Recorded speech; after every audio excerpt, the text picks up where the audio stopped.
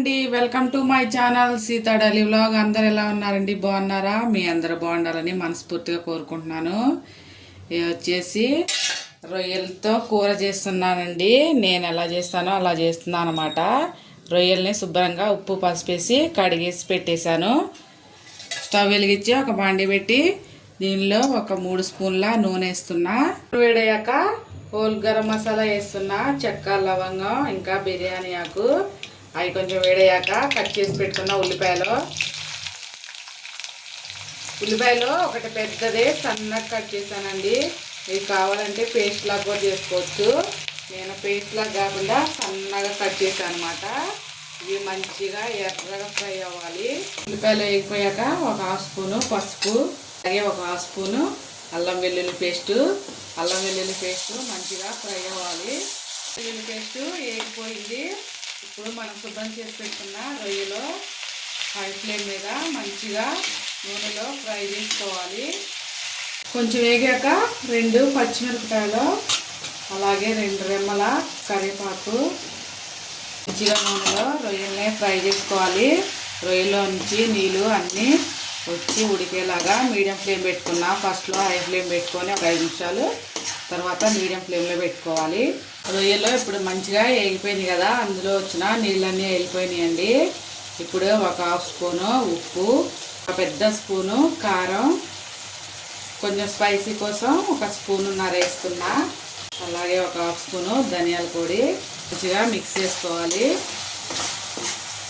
కారం అంతా కలిసిపోయాక ఇప్పుడు ఇందులో 2 చెంచాల చింతపండు రసం వేస్తున్నా అండి.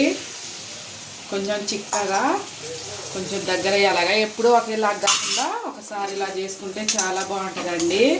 నేను ఎలా చేస్తున్నానో అలాగే చేస్తాను అన్నమాట. ఇలా చేస్తాను నేను. మీరు ఒకసారి ఇలా ట్రై చేయండి, చాలా బాగుంటుంది. కొంచెం బాగా దగ్గర అయ్యి నూనె పైకి రావాలన్నమాట. ఆ చింతపండు రసం అంతా రొయ్యలో పీల్చేయాలి. మీడియం ఫ్లేమ్లో పెట్టుకుంటే ఉడికిపోతుంది.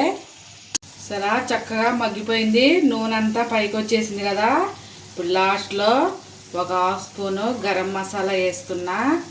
సూపర్ టేస్టీ రొయ్యల కర్రీ అండి. చూసారా, ఉల్లిపాయలో చిన్న గోస ఇలా గ్రేవీ లాగా ఎంత దగ్గరకు వచ్చిందో కదా. సన్నగా కోసుకుంటే ఉల్లిపాయలు కూడా మిక్సీ పట్టే పని లేదండి, చక్కగా ఇలా దగ్గరకు వస్తుంది అనమాట. మొత్తం కలిపేసుకున్నా. ఉప్పు కారాలు మీ టేస్ట్ తగ్గట్టు వేసుకోండి, అన్నీ చెక్ చేసుకోండి. చింతపండు పులుసు బాగా నీళ్ళు వేయకుండా చిక్కగా వేసా కదండి, సరిపోయింది చక్కగా. అంతే, అయిపోయింది. చూసారా, నేను ఇలాగే చేస్తానండి, అందుకే ఇలా చేస్తాను. మీరు ఒకసారి చేయండి. వేడి వేడి అన్నంలోకి చాలా బాగుంటుంది అనమాట, సూపర్గా ఉంటుంది.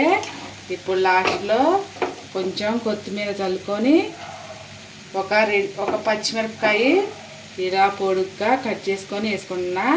అంతేనండి వాటికి నా వీడియో నచ్చితే ప్లీజ్ ఒక లైక్ చేయండి, అలాగే నా ఛానల్ని సబ్స్క్రైబ్ చేసుకోండి. ప్లీజ్ ఒక కామెంట్ చేయండి అండి, ఎలా ఉందో నా కూర, బాగుందో బాగాలేదో అని.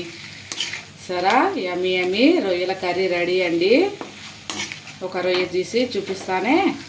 ఒక రొయ్య తీస్తున్నానే. వేడి వేడి అన్నంలోకి చాలా బాగుంటుంది. తప్పకుండా ఒకసారి ట్రై చేయండి. ఎప్పుడు ఒకేలాగా కాకుండా ఇలా ఒకసారి ట్రై చేస్తే చాలా బాగుంటుందండి. భలేగా చూడండి, చాలా బాగుంది కదా. మంచిగా నూనెతో బాగా వేగిపోయింది అనమాట. స్టవ్ ఆపేస్తున్నా. ఇప్పుడు ఇది ఒకటి తిని చూపిస్తానే మీకు.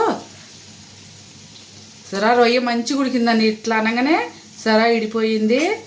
చూడండి, వేడి వేడిగా రొయ్యల కర్రీ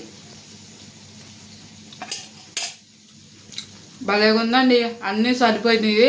స్పైసీగా కొంచెం కారం ఎక్కువైంది, బాగుంది. ఉంటా ఫ్రెండ్స్, బాయ్.